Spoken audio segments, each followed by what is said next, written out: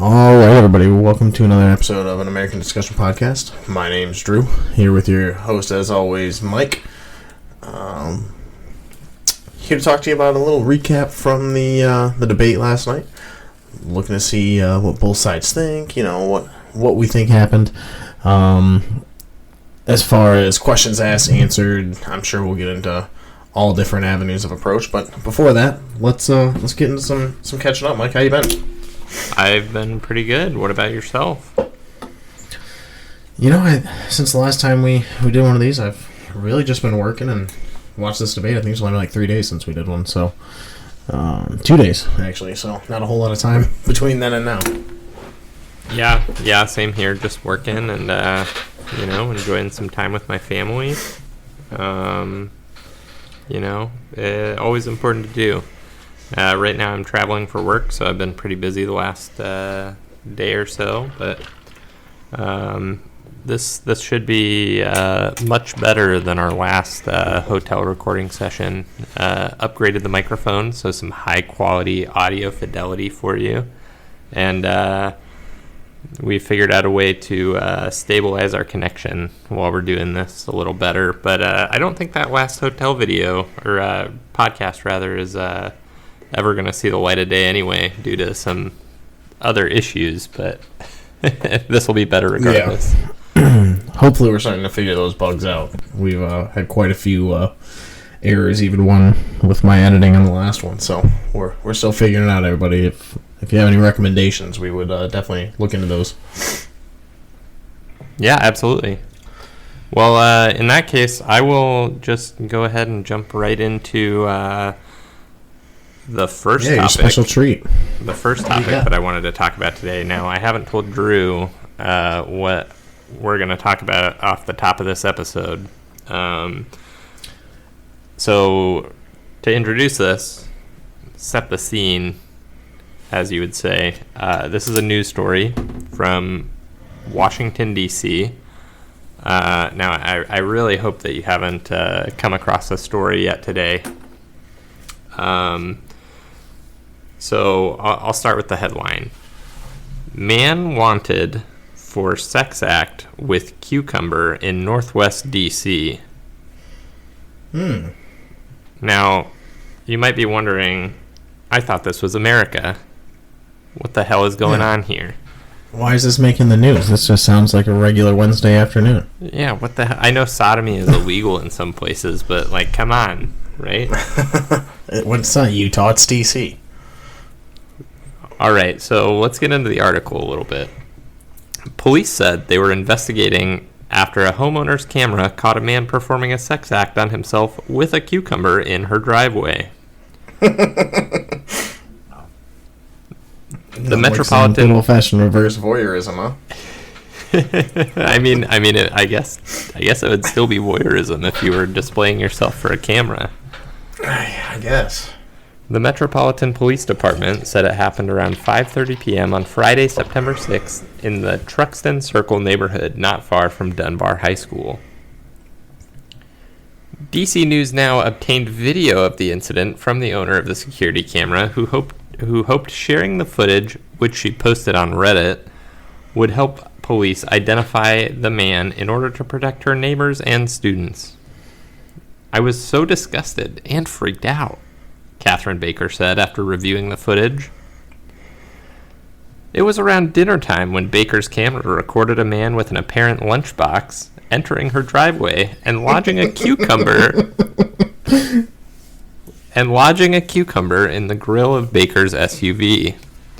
The video shows the man checking to see if the coast is clear before turning his back to the SUV and beginning to use the cucumber in a sex act. I want my neighbors to know and keep an eye out for this person. I want parents to be mindful. There's a lot of kids. They're high school students. They walk themselves to and from school, but we all have to be vigilant about this kind of thing, Baker said.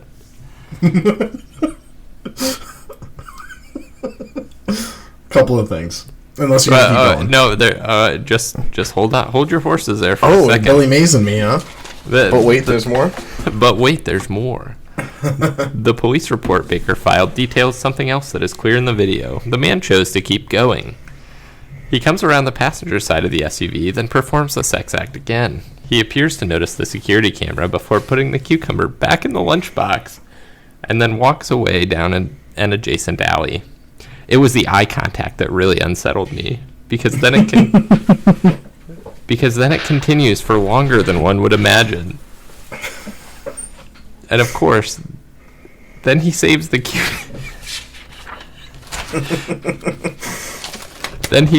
cucumber for later. So it really leaves one with a lot of questions that no one wants to have on their mind. DC's indecent exposure law says that any public penetration for sexual gratification violates the law. Penalties include a fine of up to $300, prison time of no more than 90 days, or both. First question. I think he's good. That's private property. Well, it wasn't his private property, so I can see an effort to charge him with some trespassing, maybe indecent exposure. They definitely can't get trespassing. If they could prove that he was in a place that was visible to the public, perhaps, but people have been let off for being shirtless with their windows open. So I mean that's I don't know. Definitely can't get him for trespassing unless they previously said he's not allowed on their property. Yeah. This what makes it a little weirder is I saw the cucumber. Yes, I saw the cucumber. I saw the video. I watched it probably 75 times in a row. So you didn't prep for this episode at all, besides this cucumber story. No, I did not watch the video, but I did do a little bit of research and saw a couple more articles about the same story. And it turns out this homeowner bought that house 2 weeks ago, and last week a driver basically did a hit and run on her fence. So they just smashed a stolen car into her fence and made a big hole in it, and the hole in the fence was what allowed this guy to get in and do this weird thing in her driveway. I'm getting the hell out of there.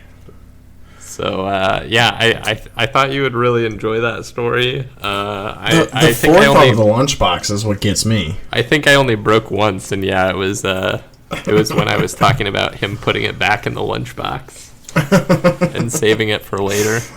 It's really the lunchbox for me. I also, maybe it's just I have a messed up imagination, but the thought of him slicing that bad boy up to put on a salad is also funny to me.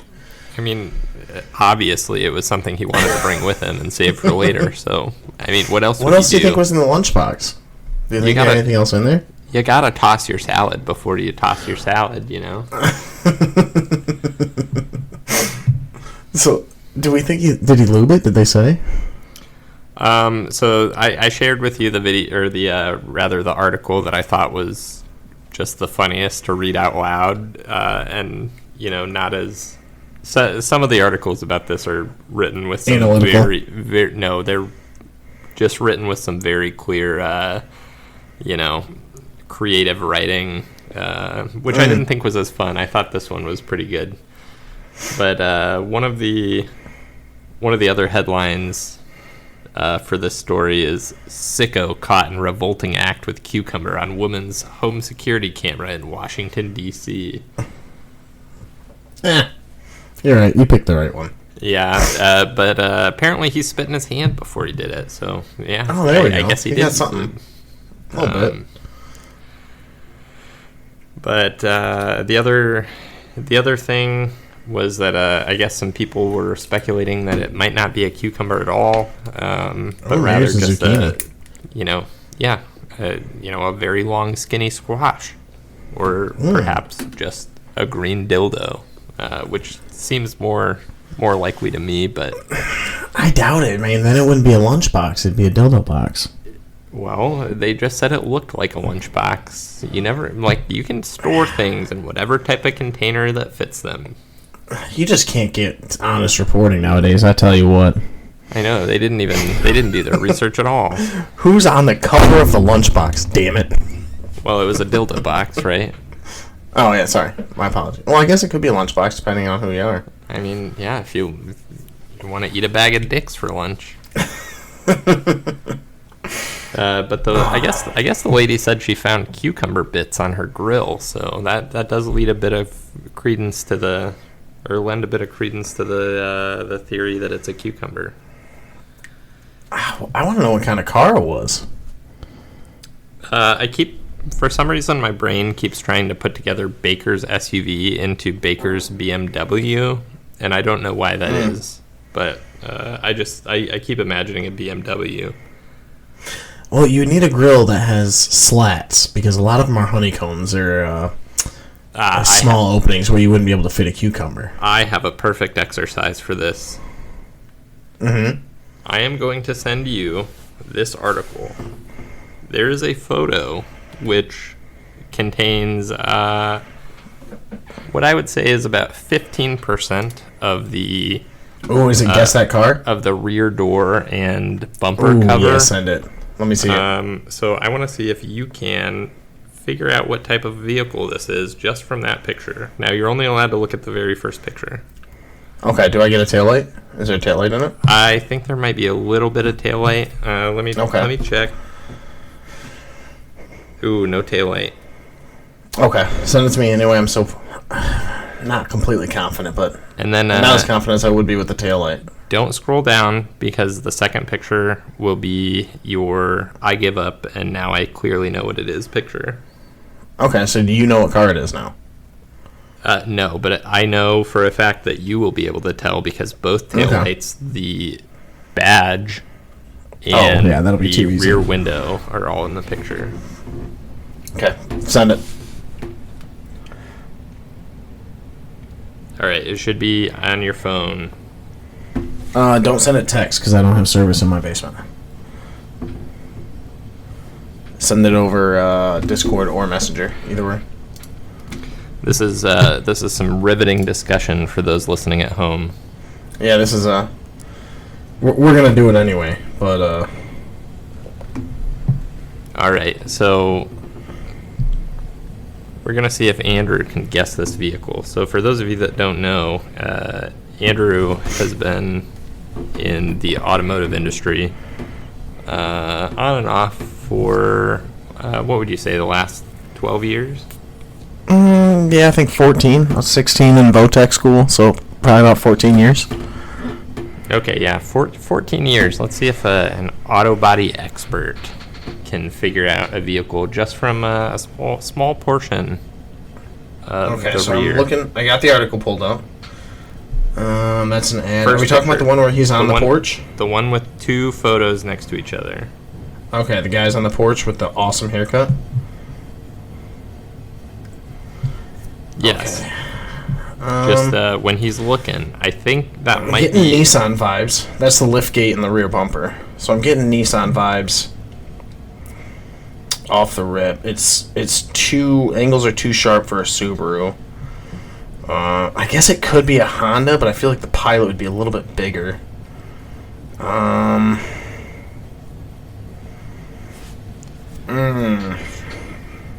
All right. Do you have a final guess? I can't remember what the name of the Nissan SUV is.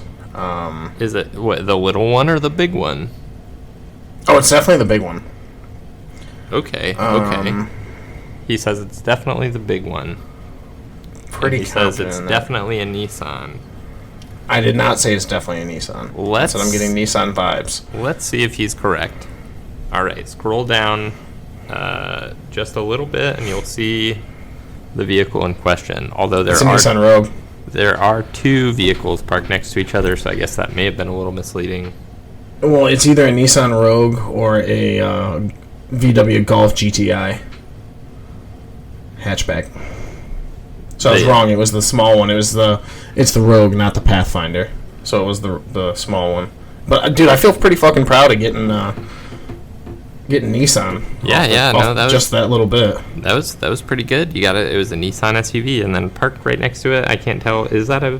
No, that's not a BMW. No, it's a VW Golf GTI. I already told you what it is. Oh, I thought you were saying it's either or, and I was like, that says Nissan very clearly. So Yeah, no, the Nissan one is the one on the right, the silver, and the darker blue is the VW Golf GTI. all right. Well, if any of you were curious as to which pictures we were looking at, I'm gonna read the headline one more time just so that you all can find the article. Man wanted for sex act with cucumber in Northwest D.C. And this is by DC News Now. All right. Well, that was an interesting side journey there. But let's talk about the events of last night. The first presidential debate again between Donald Trump and Kamala Harris. Yeah. Let's get to it. Yeah, so right off the bat, what were your impressions after watching that? My first impression is that I don't think it's going to change anything. My second impression is that I was impressed with how well Kamala did off script. Not that I think she did particularly well. I think it's pretty comparable to the Trump-Biden debate where Trump looked good just because Biden looked bad. But I think the predominant feeling that I've had, especially after a night of sleep on it, was how incredibly biased those moderators were. It was actually kind of insane. I've gone back and looked at a couple of things. I haven't had much time. I was, at work today, so a couple little breaks. I would look up things, and it's actually staggering how biased it was towards the favor of Kamala Harris. Okay, and I think that'll come out to light in the public sphere. As I already seen, it has a little bit on the news, but I think that'll come out even more. Not necessarily to favor one candidate or the other, but it's really going to bash the credibility, I think, of the media even further than it has already been in the last 5 years. Okay, yeah, we can definitely talk about what we think about the moderation team and the debate. I will say it was hosted on ABC. So I do think that they should definitely try and ask hard-hitting questions on both candidates, and try and get some good information out of both sides. But I can definitely understand there being a little bit of bias, just like if it was hosted on Fox. I would expect a little bit of bias, as we've talked about privately many times. Every news source and individual person is going to have a little bit of bias, and sometimes that manifests itself as an overcorrection even. So sometimes on these liberal media sites or conservative media sites, you have people that are trying really hard to shoot the center, and they end up going a little further off.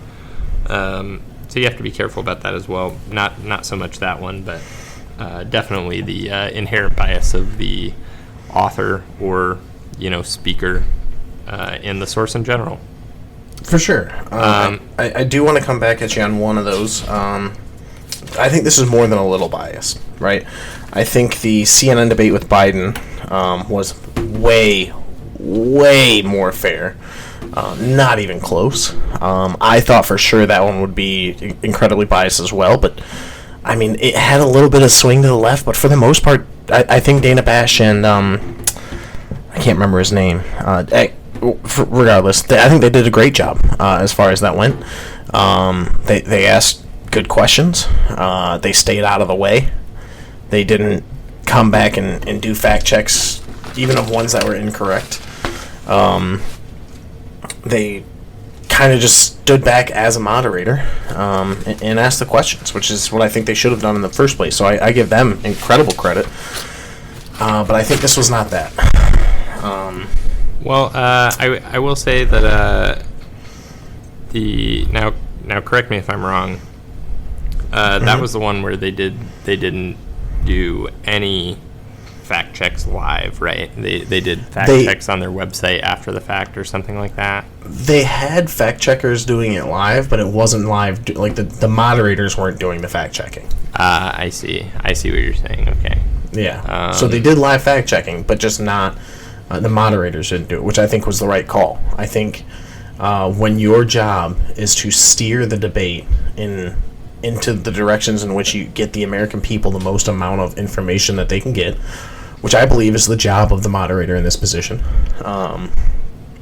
then you're really doing a disservice to the American people and to the candidates when you interject your personal opinions, which they did on multiple follow-ups in particular, less on the fact checks. I mean, they were definitely on the ones where they fact-checked and were still wrong. That obviously was just their bias taking over, but on their follow-ups or a couple of the questions they asked were very clearly politically pointed to either make one side look better or one side look worse. And that's, in my opinion, not what that role is supposed to be. You're supposed to be a neutral party in a very politically polarized environment. They're supposed to represent the American population that is in the middle of this spat, right? And they didn't do that. Now I can see why you would, want that to be the, I guess, the words are escaping me here, but like the ideal role of a moderator. But when it comes down to it, a moderator's goal in something like this is just to facilitate the discussion, right, and make sure they stay on track in a discussion, right? Well, let's be clear, they failed at that too then, because they didn't stay on track at all. Now, I can definitely understand the point about, either asking questions directly about policy and nothing else, or kind of going back and forth on, this is what people are saying about you, how do you respond to that? This is what people are saying about you, how do you respond to that? That kind of thing. But to say that the role of the moderator is to, be the voice for the American people and, ask questions that are representative of what everybody wants to hear isn't necessarily true. It's just to facilitate them debating. And when it comes down to it, again, this is going to be crazy for me to say this, but I think that part of their role as the network is to make people want to watch the debate, right? So I honestly think that part of what they were trying to do is just get them to do as many things that would get them views as possible, right? Like, ask them questions that they knew was going to set them off on a tangent or, get them fighting back and forth. All of these things. Now, is that, straight journalism? Definitely not. Is that where the state of journalism is today, or the news media? I think so. That's my take on it.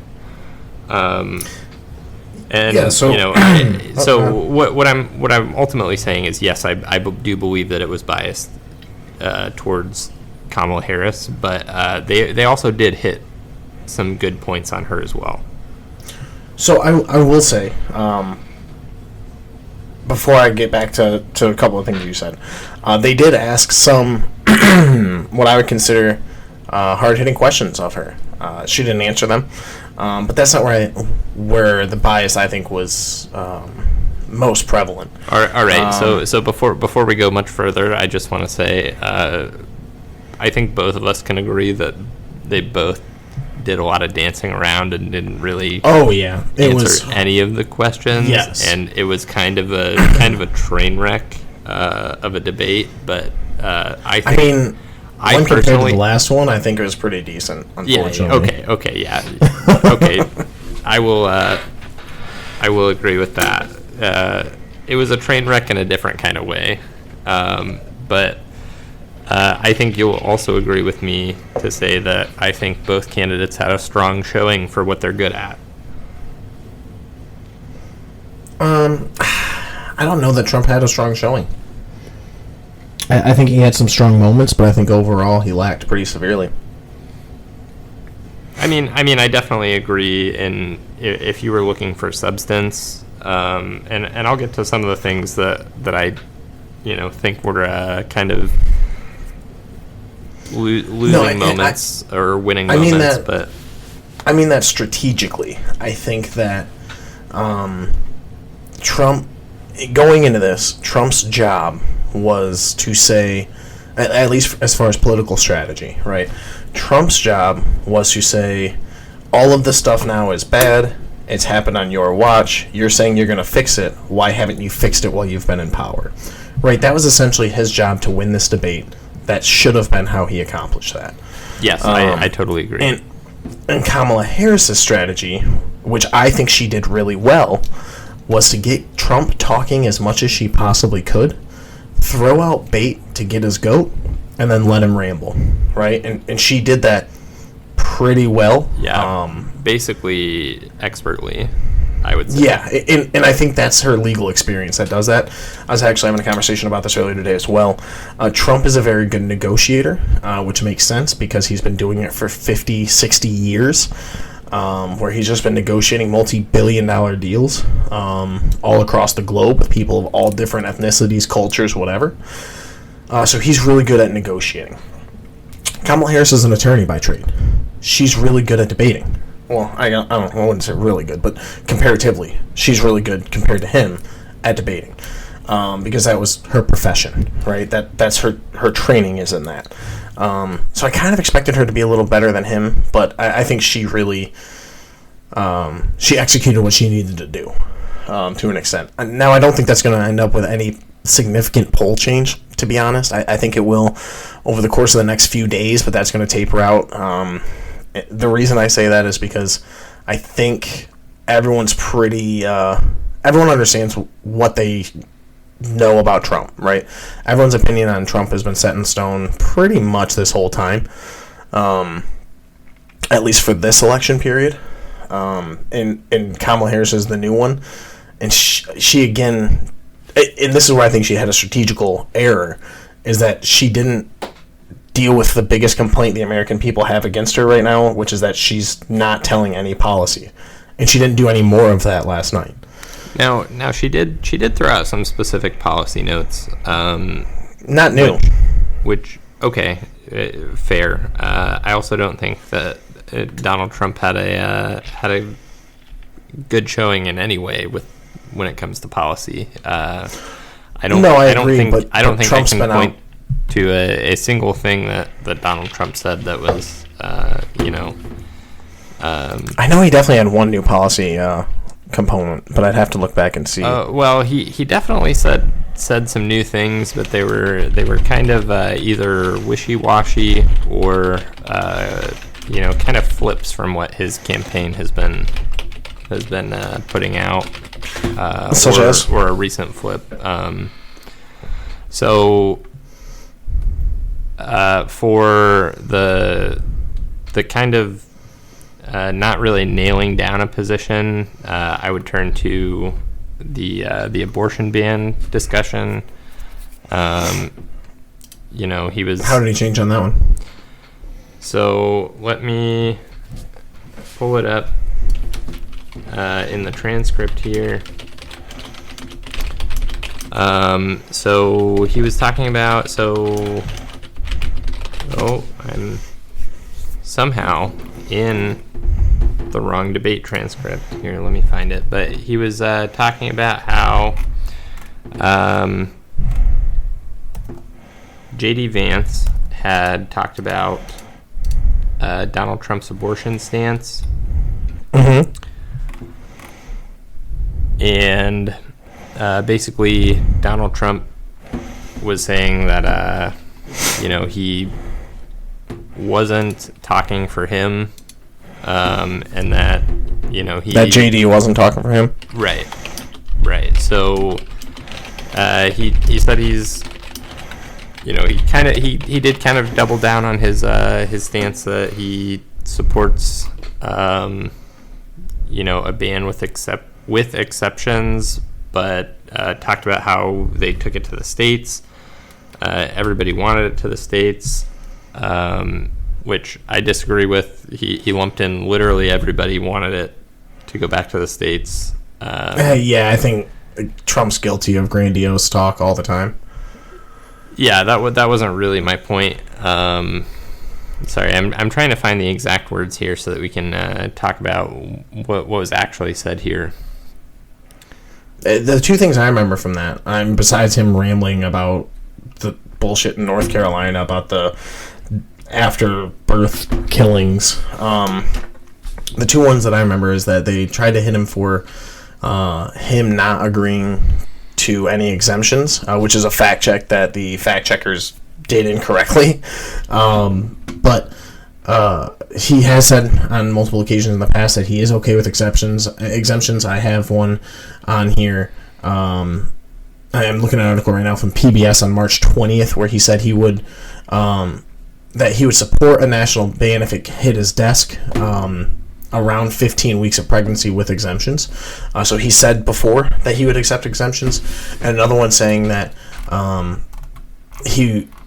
them implying that he would make it federally illegal to do abortions, which he said on multiple occurrences that he wasn't. That's why he sent it back to the states. But he would consider it if it crossed his desk, which we're talking about a hypothetical situation that I don't think would ever happen at this point. Definitely not in the next 4 years. It'd have to go through multiple Supreme Court cases in order for the Roe v. Wade overthrow to bring the power back to the federal government for that decision in the first place. But neither of those were true.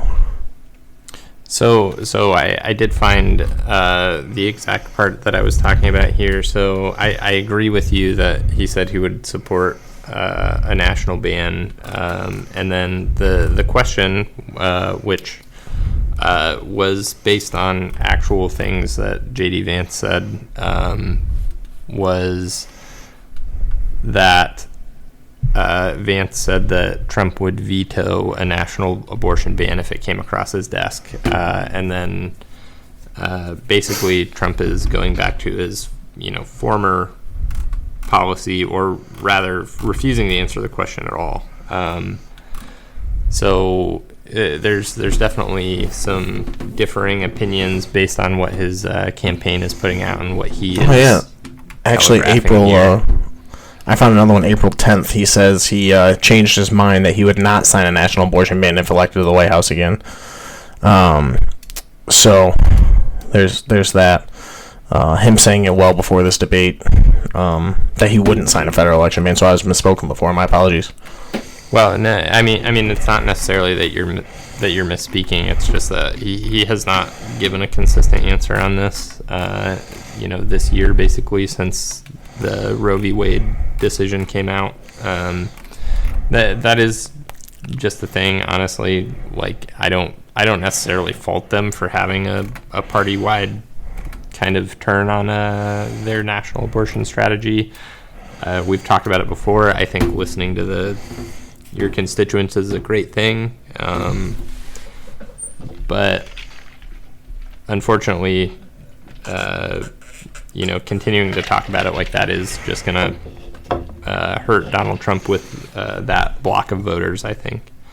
To be honest, to be fair though, that block of voters already really hates him, so I think that's why he's not as clear on that as he is on some of his other policies. Well, I think it just opens him up to women in general, as well as people who are sympathetic to that cause, and by that I mean men sympathetic to that cause that wouldn't necessarily vote that way. But there are single issue voters for even that type of thing.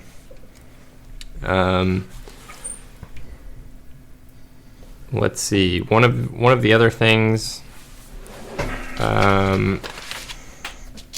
that he was pretty dug in on was the tariff plan that he proposed. I actually think that was one of his strong points. Okay, so there's been plenty of discussion about tariffs, and I remember this all the way back to the Obama era, basically saying that if you raise tariffs on foreign goods, that makes the cost to consumers go up or them to leave the market entirely, right? So we have seen this with products that we want to... Well, no, it's not dichotomous. No, it is not dichotomous. So the options, if you put a tariff in, the options aren't either it raises goods or they get out of the market completely. We have tariffs on a lot of people, including China right now, that they're paying and they're still in the market. And has it increased the price of goods? Sure, I'm sure it has. I think tariffs always come down to a moral and a strategic cost-benefit ratio, right? Now, we can argue the morality or the strategic value of those tariffs. But the fact that he literally said on the debate, which is why I think it was so strong, it's like, hey, you left my tariffs in place intentionally. So I don't think she gets to argue those tariffs that he did were bad when they're still in place today, and that administration could take them down today. Yeah, I mean that is a strong debate point for Donald Trump. I will say that. However, I think there's plenty of evidence to say that like this 20% tariff plan for foreign made goods. I first of all, I think that is. I would agree with the economists that say that's a bad plan. I think he's speaking hyperbolically at that point. And potentially, but one thing I've noticed with Donald Trump is that he will never address that. Like if he was speaking hyperbolically, he won't. If he just said, I was speaking hyperbolically and here's a better policy plan. I don't think his brain works that way. I plan to raise tariffs by X% and also bolster American manufacturing to make up the difference, right? I mean, obviously, I think of Trump's speech a lot like a guy walking around with or even at the range, it really doesn't matter where he is, but a guy with a semi-automatic, belt-fed, backpack full of ammo rifle, where what he says is explosive, and then when he says it, he sees where it goes downrange. He's never going back to try to get that bullet ever again. He's just going to turn and shoot another bullet. You know what I mean? I don't think he's that kind of guy. Yeah, and for a debate where they did have this team of moderators that was, definitely pushing back a little bit on some of the things that he said. He was definitely saying some outlandish things. Really he just out there, even explosive things out in one direction. Ooh, man, out there even for him. I mean, I've heard some of the things that he said at rallies. Transcripts of those or reporting on those. That's one thing to have a little soundbite. But this was a presidential debate. So I'm not sure if he wasn't expecting as much, direct kind of checks from the moderators, which is I'm assuming what you're referencing by a little bit of bias in, or really what you're saying, a lot of bit of bias. Yes. From the moderators. But and again, I am a third party. I'm not a Democrat nor a Republican. I do tend to lean more right than left on quite a few things. I'd probably say it's a 75-25 split for me, right to left. That being said, I'm not a fan of either one of these parties, and it's very clear to me that it was arguably an obnoxious amount of bias. So let's talk about the fact checks first, right? Now we can get into the questions that were asked, and I'll go through some of the questions. They were a little bit long-winded, which I think that was part of the problem. If they had just stuck to Here's something you said, this is the question. Here's something, Harris said, this is the question. I think it would have been viewed as a lot more, unbiased. But that's besides the point. We're going to talk about the fact checks first. So let's say you are going to be the moderator for a debate. And you are tasked with calling out, let's say, clear logical fallacies in a debate, right? And your opponents were. Sorry, am I the moderator or am I the debater? So you're gonna be the moderator. Okay. So your debaters here are, let's say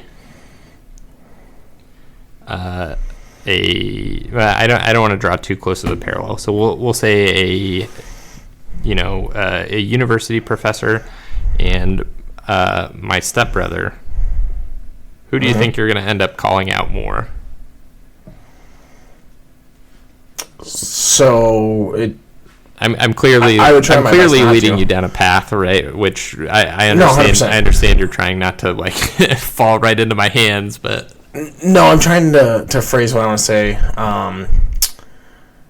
I think that what you're doing right now is you're bastardizing the guy you don't like, in order to get your point across. Which fine, but I don't think that that's really the best way to get the point across. But so your argument is essentially, I just want to boil down your argument. Donald Trump is wrong more than her, so he's going to get fact checked more than her. Is your argument? No, not necessarily wrong, right? So I definitely now where I thought you were going to go with this was that I think you could call out both of them, right?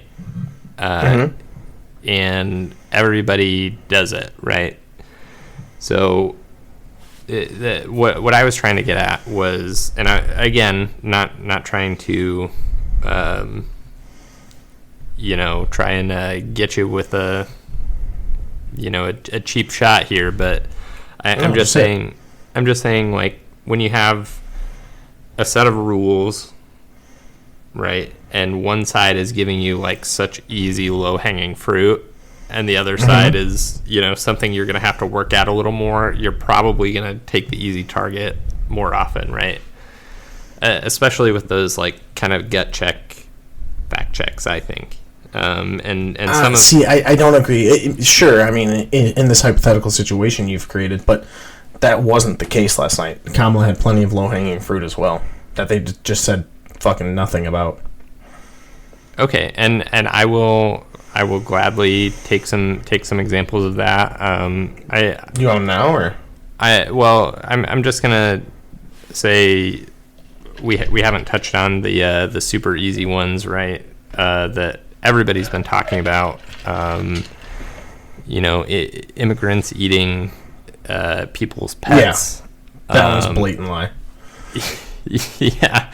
Well, to be fair to him, I want to give him the benefit of the doubt. That was literally the newest thing in the news cycle. I think it broke that day or like the night before. I think he was dumb for trying to pull it out in the debate.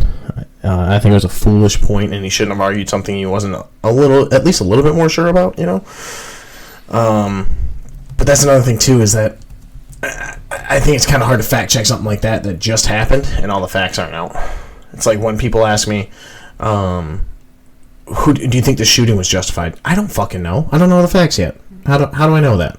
Yeah, well, I mean, in that case, there's like a whole criminal trial and everything that has to happen, and yeah, I mean, there would be too if people were found skinning and eating cats on the side of the road that used to belong to other people. They'd also be presumed innocent until guilty. So I mean, I don't know anything about it yet. You know what I mean? It's so new that how do you know one way or the other? But I do think it was very dumb of him to bring up in the first place. And if they want to my problem isn't with them fact-checking him. It's with the fact that they never fact-checked her. Not a single time. Yeah, and I tried to go through here and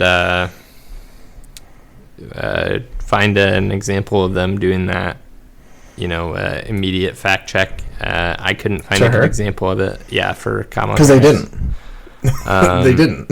Now I watched the entire thing, minute to minute, and they didn't do it once. I did see that they had some fact checks with the, live fact checking on their website, as well as some of the other media outlets. But we're really just talking about ABC here.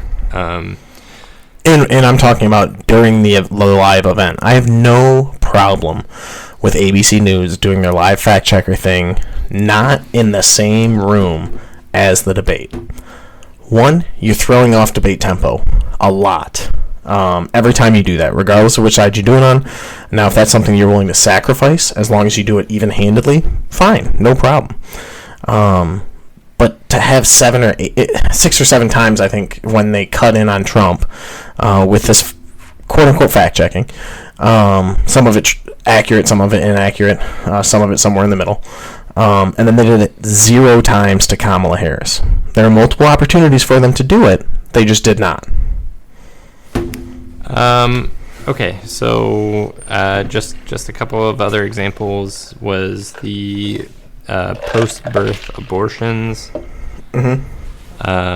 which was immediately fact-checked by the moderator, and then I guess they actually didn't do a fact check on the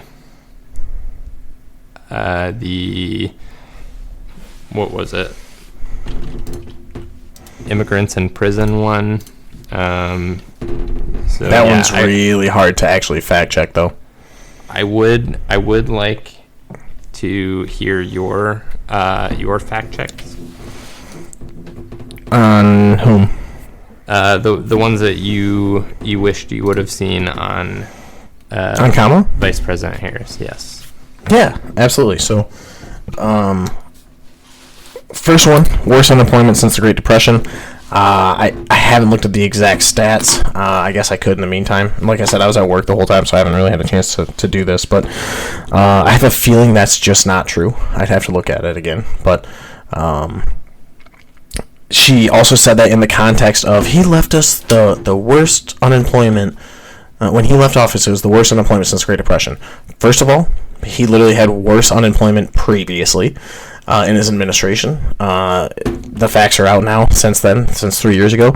Unemployment was going down as he was going out of office. We were starting to see a bounce back from COVID. And so that's it. Even if you want to argue that it was really bad unemployment, which it was. One, it was on the back of a national pandemic, the likes we haven't seen since the Spanish flu. So, not really a fair point, for one, but also I have a feeling it's just not true. Again, I'd have to look it up to get the exact numbers. But that was the lesser one. She also said the same thing about small businesses closing. Like, yeah, no shit. COVID happened and small businesses crashed everywhere. It's kind of hard to pin that all on somebody who the pandemic happened in the last year of their presidency and they didn't fix it in the last year is kind of weird. But the unemployment one's the one that I really need to look up. As for the biggest one, the most egregious one that I thought she did, and the one that actually pissed me off and made me say something live when it happened, was that there's no active U.S. service members in combat zones, and none of them are getting hurt. First off, we have the 13 dead service members from Afghanistan.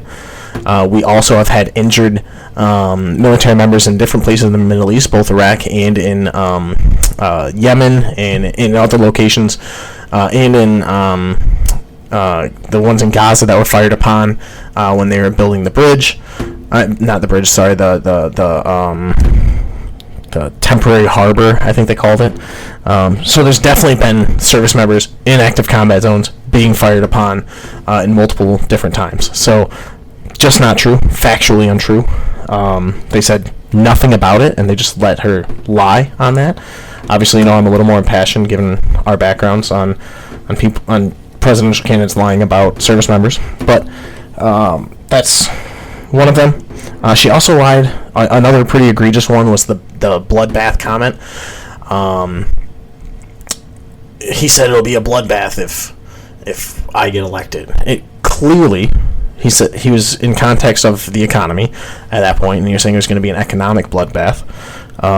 So, if at minimum that's a lie of omission because she's omitting context, right?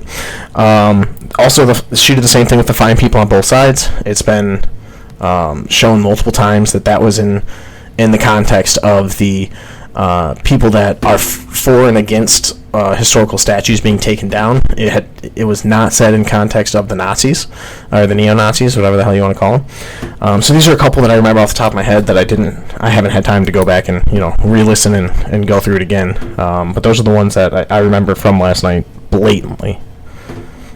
Okay, yeah, and I did see fact checks after the fact, or with the live feed on most of those things that you were talking about. Now the one that I did think that you were going to touch on, as we have talked about before, this is something that both Biden and Harris have said previously, is about the service members in active combat zones, and I did touch on that.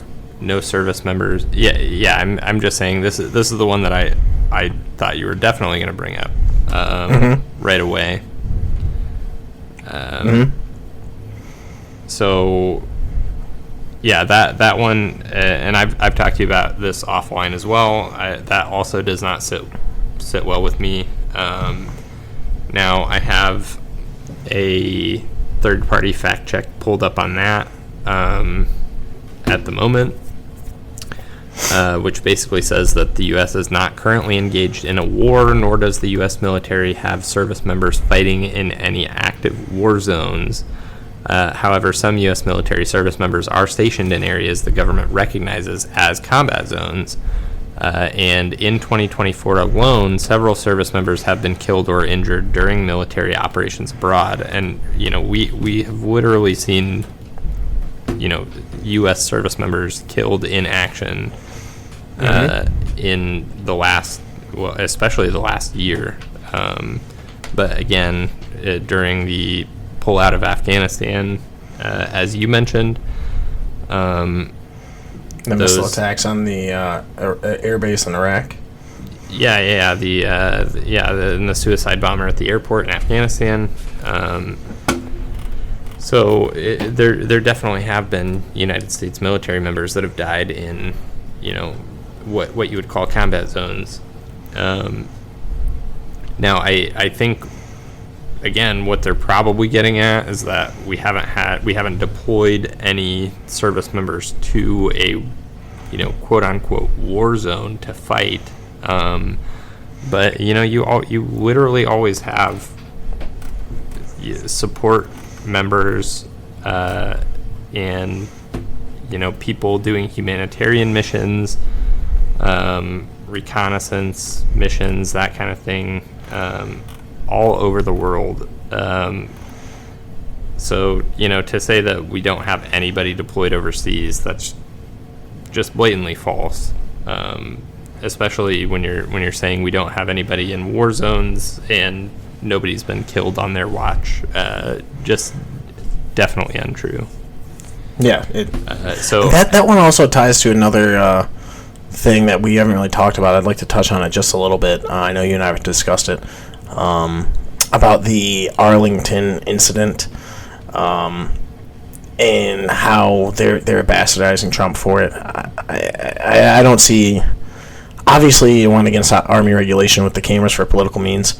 I'd have to look into that. I'm sure it's happened before where other politicians have their picture taken at Arlington, but also they were invited by the families.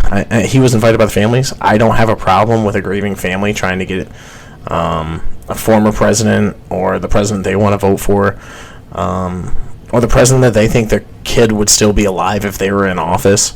I don't see a problem with that. But they also invited Kamala Harris, and she didn't come. So I don't see that as the same national controversy or scandal that the news wants me to, I guess. No, I mean, I don't think the the photo op itself was like a huge scandal. I think it was in bad taste, especially the picture that he took, taking a thumbs up next to a headstone, or taking a picture with, his smile and a thumbs up next to a headstone. But, I felt the same way when he was holding up, a baby at, the Uvalde photo shoot, with like, just very poor taste, and, just rubs me the wrong way. But and that's a fair take. I'm fine with that. And I think that if the reports about his staffer getting into a physical altercation with a Arlington staff member are true, that's pretty shitty as well. But I agree, but I don't think that you can. It's not really something you can pin on Trump himself. Yeah. I don't even think I would guarantee he does not hire all the people on his staff. He doesn't do an interview process for low-level staff members. He just doesn't. Yeah. So one thing I do want to talk about briefly, or at length if you would like, is the debate style, right? Because I think that the debate style and how you come across in the debate is way more important to the people watching than the actual substance. Like, you and I we're eating up every little bite of information that we can get from them, right? But I think most people are really just there for the vibe,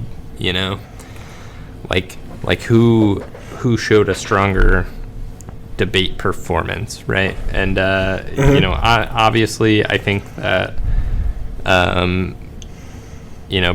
President Trump made some whiffs with some of the things that he decided to talk about, especially the couple of things that I mentioned earlier that I think are just going to be so shocking that people are going to look it up and be like, oh, wow, that was just, not even true.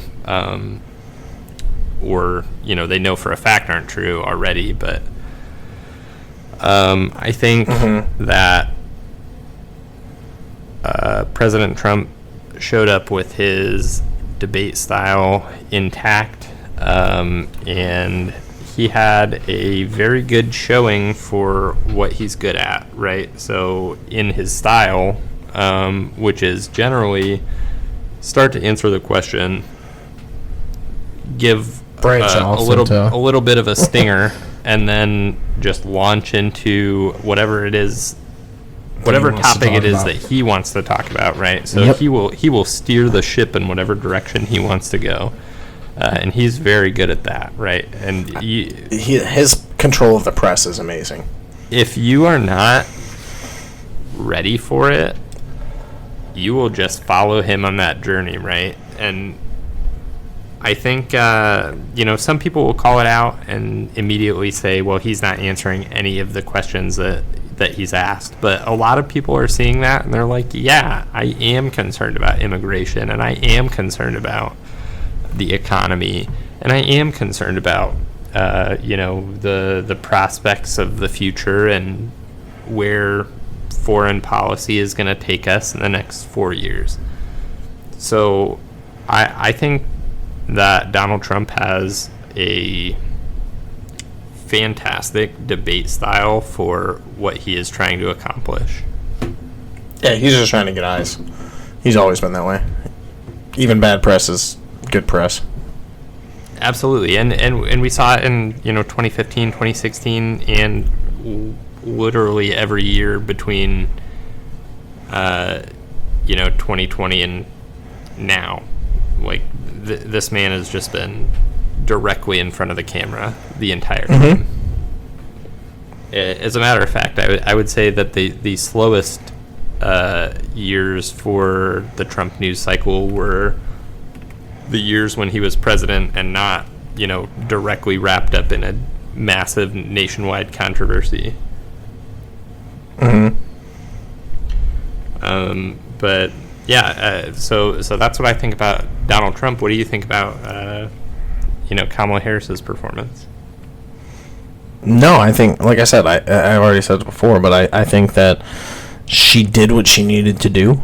I think we saw a lot more vitriol from her than we have before. But I think I think she started to fall, and I think I texted you this too. I think she started to fall back into just campaign rally speeches in the middle of her answers.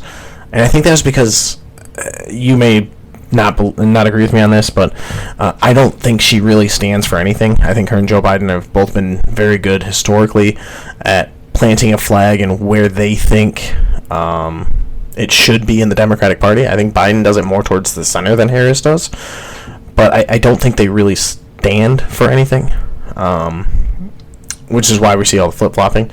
And I also think it's why she just went into the speeches she's been giving for the last month and a half, because it's something that's familiar. And I don't necessarily think that was good for her cause, but I do think that the mics really helped her. The mics being muted in this really helped her as well, more than I thought they thought it would. Yeah, but I think she was. Go ahead. Go ahead. So I think she was more eloquent than I expected her to be. She didn't do the whole unburdened by what once was speech that she's given so many damn times. I also think she did a really good job of controlling her cackle. I think that it's been pulled multiple times that's one of the least favorite things people have about her, and she did a really good job of reeling that in. Love her or hate her, she can at least see what's going on and adjust. Oh wow, something's happening in my window. It just started playing crazy stuff. Yeah, so I think she was pretty eloquent. Outside your window? No, like an ad in one of the tabs I have open. It just started playing an ad really loud. I couldn't hear anything. But I think she was more eloquent than I expected her to be. I think she was all over the place, though, just like him. I don't think that either of them had a particularly good showing. I just think that in comparison to what he did, she did better. Yeah, see, now I think that, Donald Trump probably didn't show up as strong as he really needed to, with some of those very specific things. And, we've talked about a few of his stumbles, as well as a few of her stumbles. But honestly, I think it was a very good debate from both sides. Now, I've seen a lot of, exposure in the media basically saying that it was really one-sided to one or the other, mostly tipping in Harris's direction.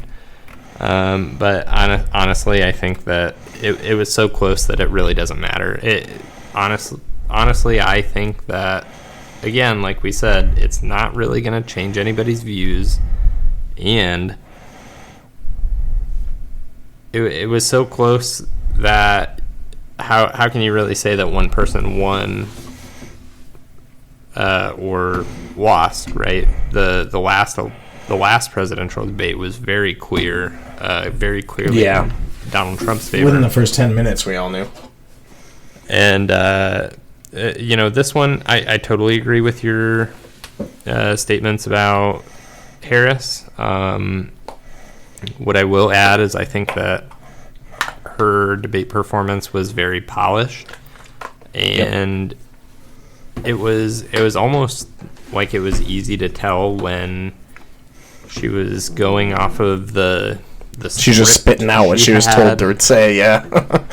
The same kinds of messages that she had in her rallies that are getting people fired up, and obviously she had a lot prepared going against things that Trump himself has said.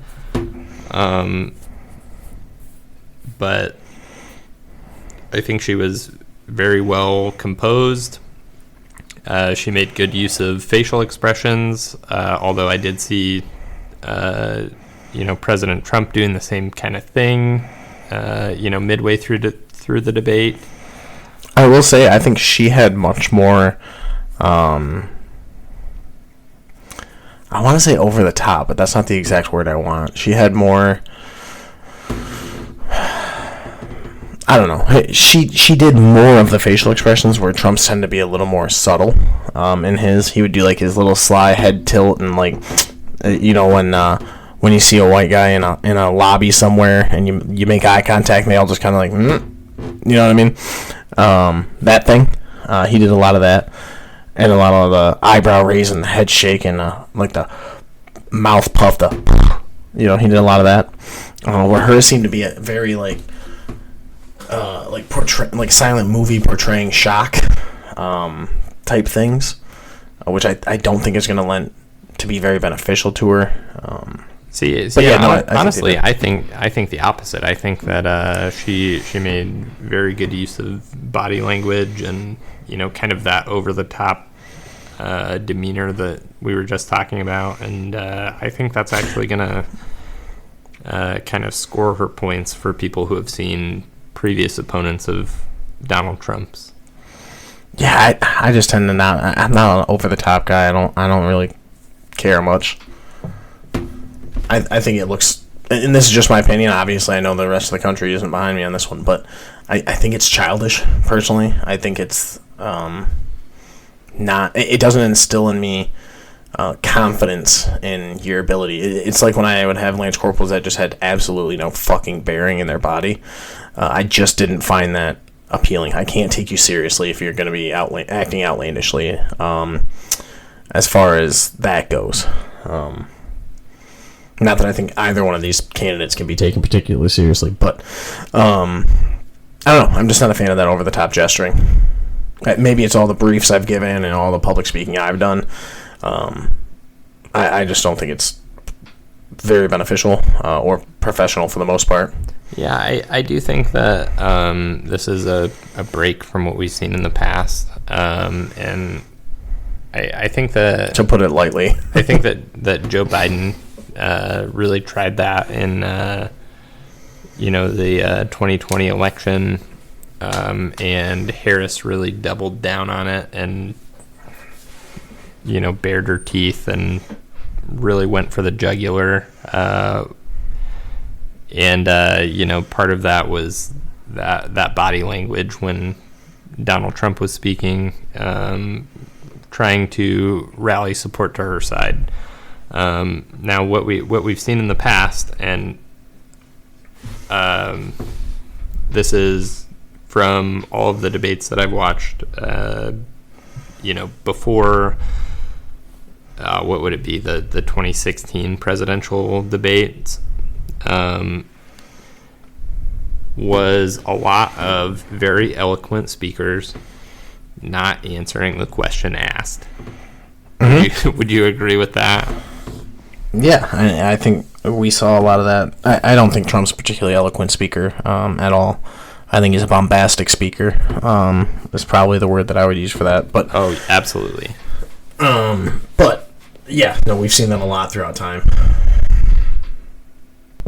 So in some ways, this debate was actually kind of getting back to what we would expect. A little bit of back and forth, and then a whole lot of not talking about what the question was. Yeah. So I did want to touch on one topic that I found frustrating with the moderators. I think this is this question that I'm about to bring in. I think it was the question, and then the follow up to it was essentially an alley-oop to Kamala. And I pulled it up on the fact check website just so I could, not the fact check, the transcript website, just so I could get the wording correctly. They mentioned when Trump said, I didn't know she was black. Till a number of years ago, she she wasn't, and now she wants to be known as black. And then the moderator asked, this was David Muir, he said, I want to ask a bigger picture question here tonight. Why do you believe it's appropriate to weigh in on the racial identity of your opponent? One, I think that's a very pointed question to ask somebody. Yes, absolutely. And I did not see a pointed question like that asked of Kamala at all. Especially, and there's a surplus of ones they could have done. Why do you think that it's okay to refer to half of the country as villains of democracy? Why do you think it's okay to talk down on quote-unquote super MAGA Republicans? There's opportunities for them to do that as well for her, and they didn't. And then he did his answer. He essentially said, I don't care if she wants to be black, she can be black. That's up to her, right? Actually, I can read that because the question itself, as long as he said, I don't care, and I don't care. I don't care what she is. I don't care. You make a big deal out of something, I could care less. Whatever she wants to be is okay with me. And then David Muir did a follow-up to again prod and said, but those were your words, so I'm asking. And Trump said, I don't know. All I can say is I read where she was not black, that she put out, and I'll say that. And then I read that she was black, and that's okay. Either one is okay with me. That's up to her. That's up to her. And then instead of saying, and instead of asking a question to Kamala as far as, this would be a great time to do a pointed one to her, a little tit for tat type of thing, her next question was, Vice President Harris, your thoughts on this? And then it just kind of devolved into like a racial thing. And then David Muir said, Vice President Harris, thank you. Lindsay pushed it over to Lindsay Davis, the other moderator, to which she said, President Trump, this is now your third time. Again, very pointed. We all know that both of these people danced around all night. Neither of them actually answered a question, right? We both agree to that. Yes. That being said, this is now your third time. How many times in the debate did they say that to Kamala Harris for not answering her question? Not once. Just so you know. And then at the end, he says, and I agree, Trump did kind of go a little long on his time. Then David Muir says, Mr. President, thank you, but your time is up. Lindsay? And then push it out. Just cut him off at the end of what he was saying, which again, I agree that he was going long. And then after they said your time is up, they then allowed Kamala again against debate rules, because you get 2 minutes to speak, 1 minute to rebut, 1 minute to follow up what the last person said. So Kamala should not have had this opportunity to go again, yet she did. She said, I want to respond to that though, and then she also rambled on, and instead of saying, you're over time, kicking them off, blah, blah, blah, they just said, Vice President Harris, thank you. And then we have to move on. Right? So I think that's pretty pointed language that really expresses their bias. I think this was the most obvious one to pick out. I think obviously tone and subtext and all of that can show somebody's emotional feelings on something. So maybe I'm not reading theirs correctly, and there might have been ones that were worse, but they just seemed not as bad to me just based on how they said it, whatever the case may be. But this was the most egregious one that I saw. I'll have to go back and rewatch that specific clip. It almost seems like Lindsay Davis was trying to ask a different question with that one. Again, I don't remember, the specific tone or anything like that of how that was asked, but yeah, that definitely does seem like they were trying to get him to shut up and give her a little time to speak. What I will say is that they did give time for rebuttal to both candidates. Yeah. Also, they didn't stick to their time schedule at all on any of these. There's a couple times where I was like, "We're at 5 minutes." Like I had my phone stopwatch out. We're at like 5 minutes on one response. I'm like, "What the fuck is happening right now?" Yeah, I think they were trying to not just butt in and cut people off. But you know me and rules, man. The rules are the fucking rules for a fucking reason. Hey, that's what I'm saying. Let's stick to the rules. I'm a damn rule follower. Mm-hmm. I can't help it. Yeah, I just like rules because it sets the the left and right lateral limits for the field of play. If we're not playing by the same rules, we're not playing the same game. Yes, exactly. That's what I'm always saying. Mm-hmm. But nobody's ever listening. No, I agree with you. Telling you that's because you're not. You have to learn how to. You have to learn how to fucking zipper merge, and you're just slowing down traffic. Yeah. Do you have anything on that? Maybe you call one that I didn't, as far as them asking something like that to Kamala, or and they did that a lot too with Trump, where they would just cut him off with the tone of disdain in their voice, like he was a child. Like, all right, that's enough. Next, move on. You know, that type of tone, condescending. Now, I will say that they did ask a very pointed question of Kamala Harris with the Israel conflict. And I think she was very strong in the opening of that question, to be fair to her. Yeah, no, I honestly, I was not expecting her to go that hard on that, and I think it was a good response. But I'll just read the full question that they asked. So, turning now to the Israel-Hamas war and the hostages who are still being held, Americans among them, Vice President Harris, in December you said, Israel has a right to defend itself, but you added, it matters how. Saying international humanitarian law must be respected, Israel must do more to protect innocent civilians. You said that 9 months ago. Now an estimated 40,000 Palestinians are dead. Nearly 100 hostages remain, and just last week, Prime Minister Benjamin Netanyahu said there's not a deal in the making. President Biden has not been able to break through the stalemate. How would you do it? So, what I will say is they kind of went in on what she said and what's happened, but then they ended with a question that was not as pointed as what they were asking of Donald Trump. I'm sorry, one more time?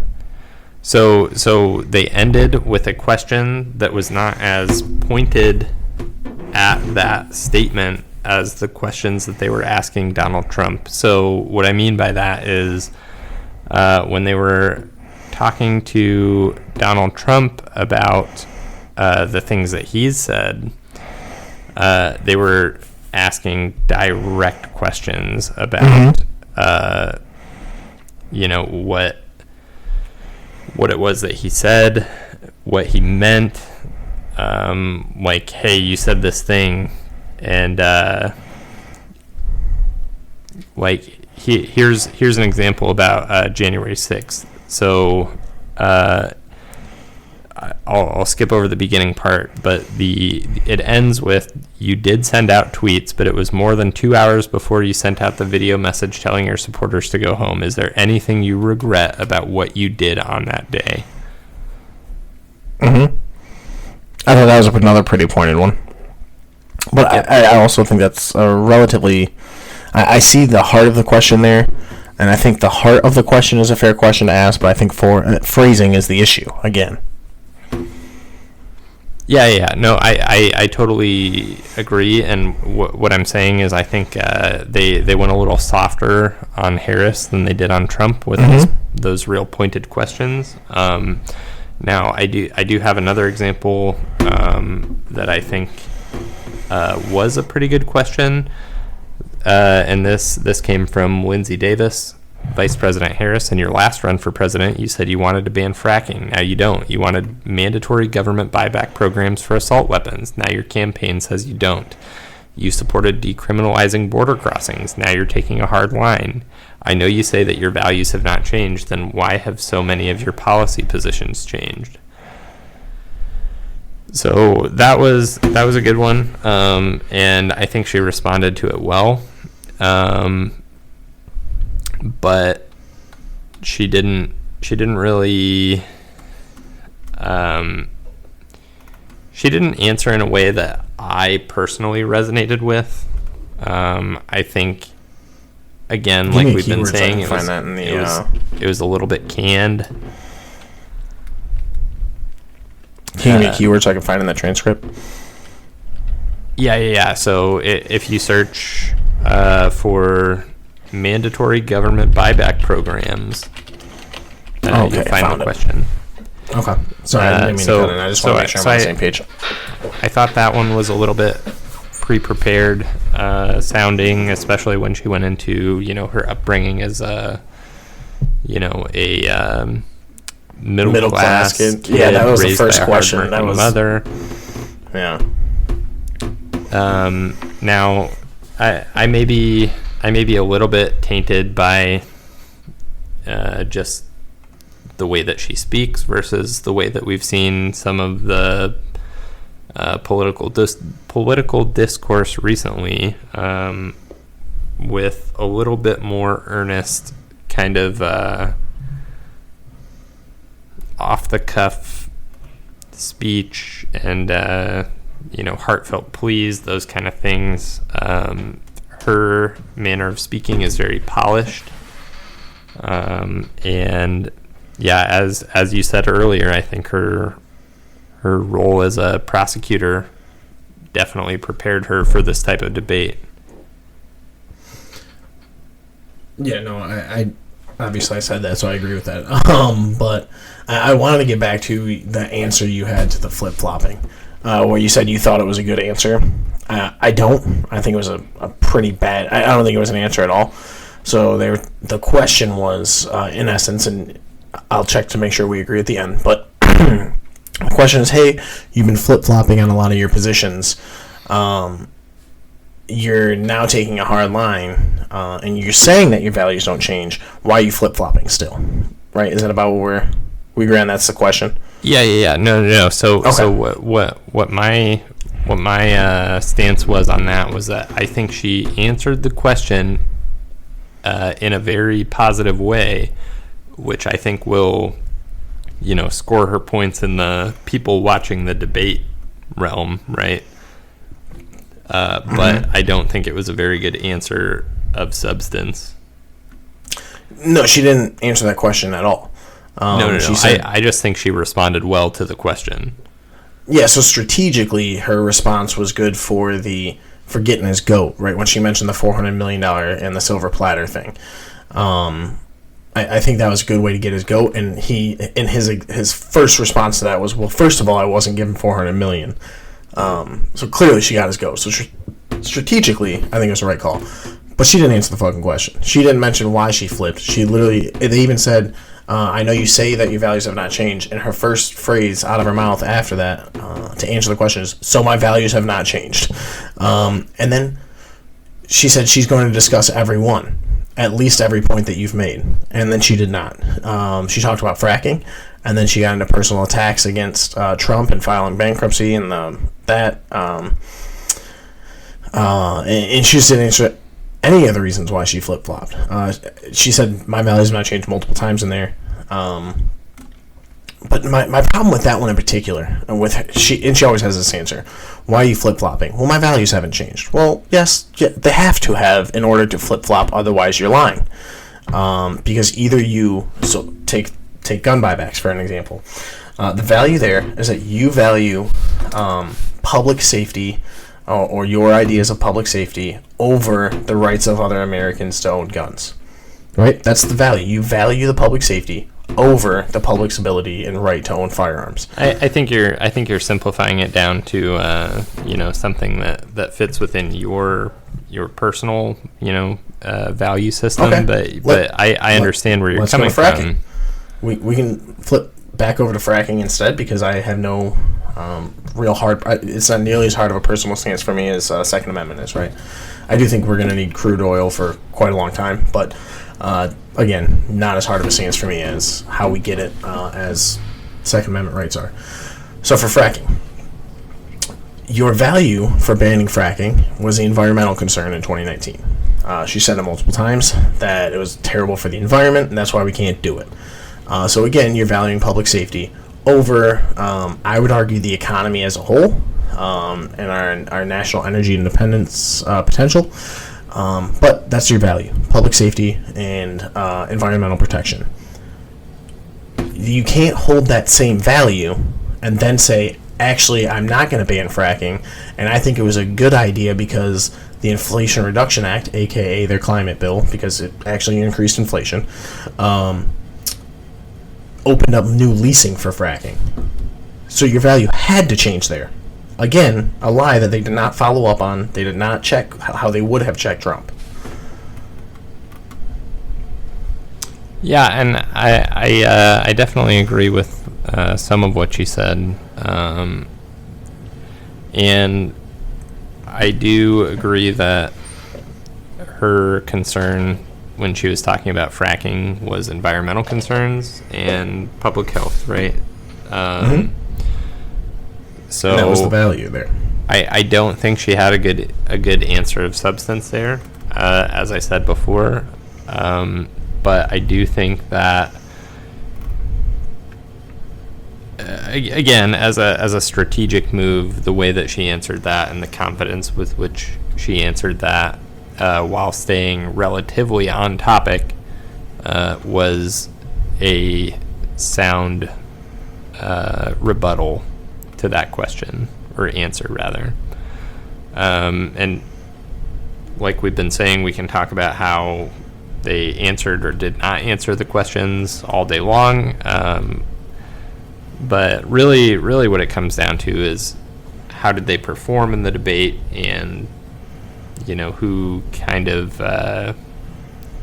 had the most stumbles in the public eye, who did the best performance, and who put out those easy to pick up on flaws in their positions. And I think both of them had their strengths and weaknesses. I don't think that you can put down a concrete list of who had more strengths, who had more weaknesses, without a shit ton of political bias, which is what you're seeing in the news cycle right now.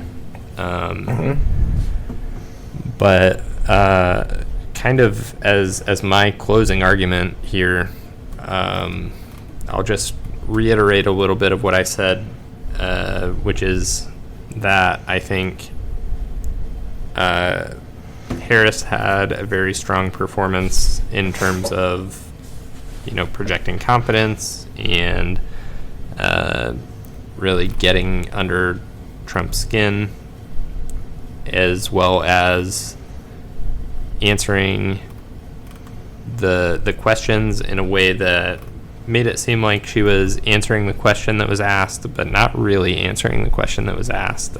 She did also put out some, specific policy points and some specific rebuttals to some things that Donald Trump said.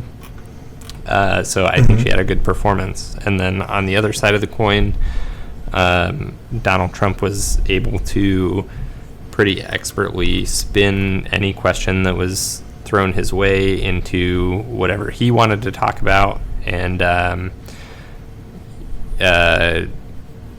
take some shots at the other side as well, and kind of get people's attention on those things that have been in the news recently, things that are really getting people's goat, for a lack of a better term.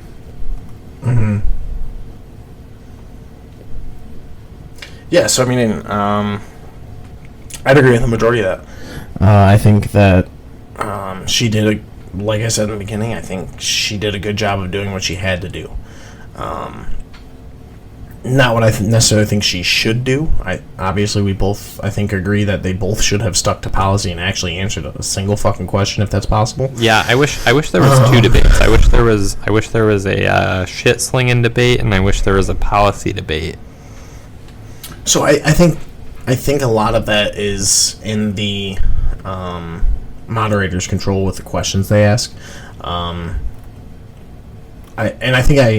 actually heard. I know you don't like him, but I heard Ben Shapiro give a possible solution to a future debate if there is one, where each side picks a moderator and then they both agree on a third moderator.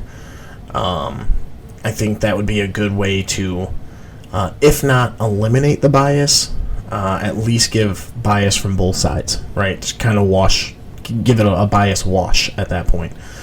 And I don't think there will be another debate. I think Kamala wants one as a power play. I think obviously she knows she did better than the country expected, so she wants it out there. And I think her immediate request for one, I think it was like 15 minutes later. I think that's a play in the media. She wants to appear stronger than Trump, and she wants Trump to have to say no. But if there was one, I think that would be a good solution for this media bias, because I remember more than anything how fucking horrendous they were.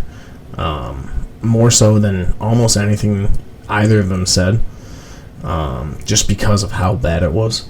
I also think that, back to how each of them did, I think that he started medium. I think he got real weak in the middle there. But I think if you're just judging the debate by the closing words, I think he won by a landslide.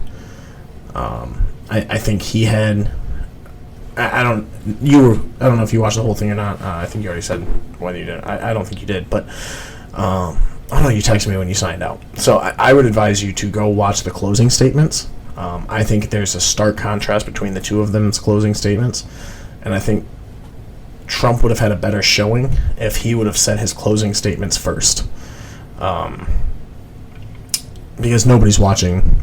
Very few people are nerdy as shit like I am, where they're watching every minute, right? Most people are watching the first 15, 20 minutes, and then they're done. I wish that he would have come from that attack angle. And hers was really just the same thing she'd been doing on the campaign trail, just vibes. Nothing really of merit. But again, I think that was part of her play as well. Now just to respond to the closing remarks, I did end up watching the last bit of the debate that I missed last night. Okay.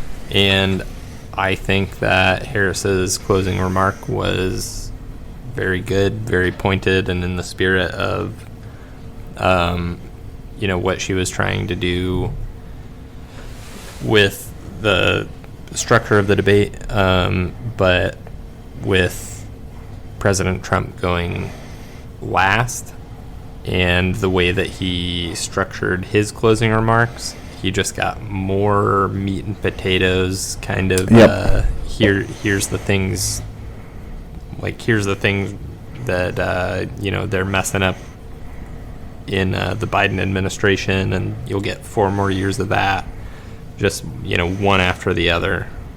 Just everything that came out of his mouth was another point, and it's a proven psychological phenomenon that the last thing you hear is the thing that sticks with you most. So he really hammered that home, and I definitely agree with you that he had the stronger closing argument because of that. Yep. I think it was night and day. And I think that if he would have been able to contain his childish temper throughout the debate and allowed her to chastise him and attack him and just, let it be water on a duck's back, and stuck to the heart of his closing statements throughout the entirety of the debate, it would have been a much different debate. But instead, they were just two kids on a playground throwing mud at each other. Yeah, I think that's true. And again, in some ways, I think that we've gotten further away from the debates of the past, while at the same time, we're right back to where they were, just with a little more extreme language and, kind of more blatant trying to get away with things. Mm-hmm. So, do you have any final thoughts about the debate or about cucumbers and lunchboxes? One, I really need to know what kind of lunchbox it is. And I'd like to know what store they got it from. See if maybe they got a deal. Just so I don't visit that store, right? I just want to make sure I never have to come across it.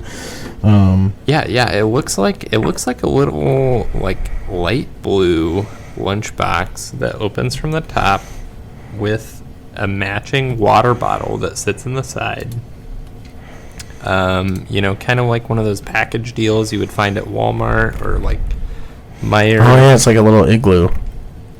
Yeah, maybe it is an igloo. It looks like it's got a nice little carrying handle, and I bet there's another mesh pouch on the other side that could hold another cucumber-shaped object if he runs out of room on the inside. Igloo, your official sponsor of Cucumber and Grill butt fucking. I can see the commercial now. The grill mount, $19.99. And if you order now, you get another We'll one throw in a free. free cucumber. Final thoughts on debate. I hope there's another one. I don't think they will. I think the American people deserve another one. One that hopefully they could both take seriously. I don't think it's going to happen, obviously. But I think it'd be nice to hear some actual policy. Yeah, I think it would be fantastic if we could have, some neutral third party like Aliens from Outer Space or Switzerland moderate the debate. Somebody that doesn't pay attention to human affairs whatsoever. Maybe get a venue in Geneva, and then hire 17 random people to be the moderators. Yeah, I don't think it's going to happen. No, probably not. 17 is probably too much, but I do like your idea of having 3 moderators that all kind of take turns and jump in when necessary. I don't like the jumping in thing, personally. I think that is dumb, for lack of a better word. I think it should be questions. My ideal rule set for a debate would be the 3 moderators, one picked by each candidate and then one jointly agreed to by a candidate, or one that is voted on. I actually would love the idea of whether it be like a Twitter vote or I don't know if Facebook does those or not, but one of those social media things where you get to vote on multiple different topics where where the American people get to vote for one. I think that would be awesome. Obviously, who knows where that goes? That could be a wild card that give a little spark to the debate. I think that would be cool. And I think that the mics should, if they're going to agree to having them cut, I don't particularly care either way. I tend to like it better just because you don't get nearly as much dead time of them just screaming over each other, but have that tied directly to the clock. However long that time frame is, if you're doing 2 minutes, 3 minutes, 5 minutes, whatever, once that clock hits 0, I don't give a shit where you are in your discussion or in your point, the mic cuts out. I think that's kind of interesting, like a countdown timer for how many seconds. They had a countdown timer at the debate. They had a 2-minute timer, and then they just didn't stick to it. No. I mean, TV behind the monitors. I mean, like an overall countdown timer. Like you have 30 minutes total of speaking time. Like they just got the chess ticker. Yeah. Oh man, that's a story. Wish we could that's a story for another podcast. But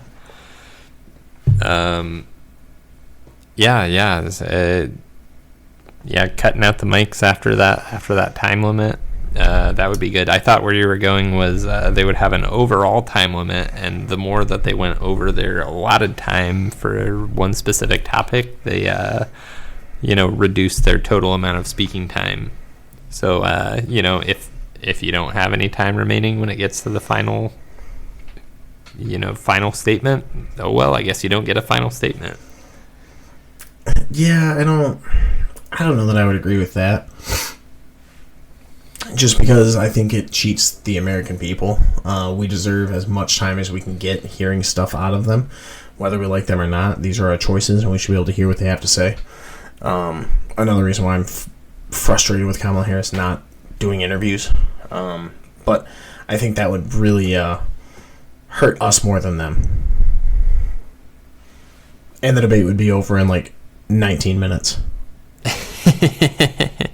Well, if you give them each 30 minutes of speaking time, I'm sure they'd figure out how to use it to their either advantage or severe disadvantage. So, well, those are our thoughts about the next first presidential debate.